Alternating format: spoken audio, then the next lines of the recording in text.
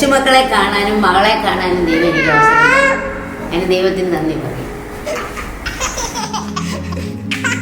ഹനോക്കിനെ conceive ആയ സമയത്ത് എനിക്ക് ഭയങ്കര ഹാപ്പി ആയിരുന്നു.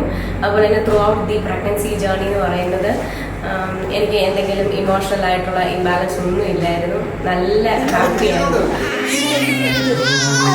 ദൈവമായിട്ട് തന്നെ ഞങ്ങൾക്ക് തന്ന ഗിഫ്റ്റാണ് ഹനോക്ക് ഉണ്ടായിരുന്ന സമയത്ത് മരിച്ചുപോയ അമ്മച്ചി ഓൾറെഡി എനിക്കൊരു ഡ്രീമിൽ വന്നിട്ട് എന്നെ ഹഗ് ചെയ്യുന്നതായിട്ട് കണ്ടു. അപ്പോൾ അത് കഴിഞ്ഞിട്ടാണ് ഞാൻ അറിയുന്നത് ഹനോക്ക് കൺസീവ് ആയെന്നുള്ളത്.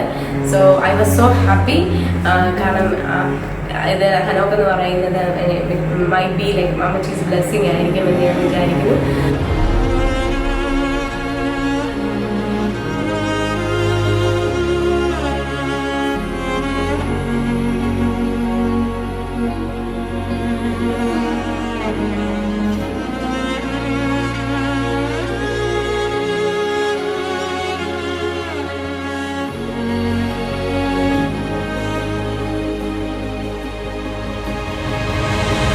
ഫാദർ ആയതിൻ്റെ ഫീലിംഗ് എന്ന് പറഞ്ഞാൽ ഒരു എക്സ്പീരിയൻസ് ആയിരുന്നു.